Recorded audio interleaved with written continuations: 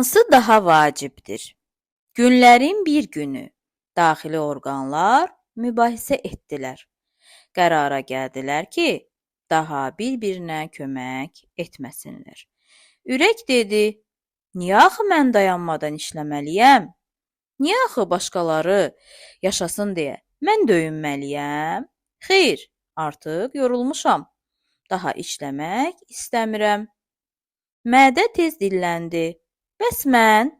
Siz elə bilirsiniz, mən az işləyirəm? Bütün günü yeməkləri həzm edirəm. Mən yeməkləri həzm etməsəm, heç biriniz qidalana bilməzsiniz. Onda mən də işləməyəcəyəm." Ağciyər əsəbləşdi: "Mən bütün günü dincəlmədən hava uduram.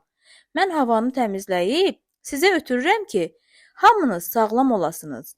Amma yox daha bəsdir." Beyin bu mübahisədən narahat oldu.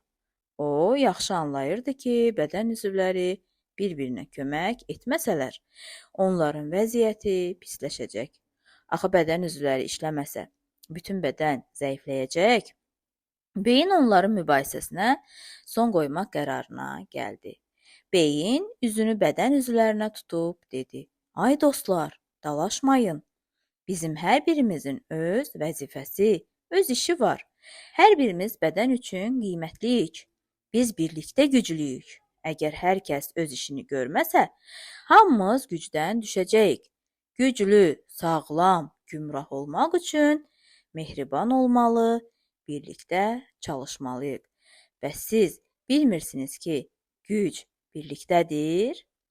Beynin bu sözlərindən sonra hər kəs öz səhvini anladı. Onlar bir-birindən üzr istəyib barışdılar.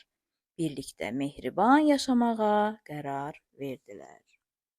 Əziz və dəyərli şagirdlər, dinləyib izlədiyiniz üçün sizə təşəkkür edirəm.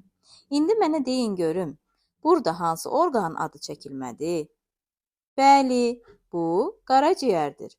Qaraciyər insan orqanizmi üçün çox vacib orqanlardan biridir. İndi düşünün görüm, qaraciyər insanın yaşaması üçün nə kimi fəaliyyət göstərir? Düşünün və tapdığınız cavabı rəylərdə qeyd edin.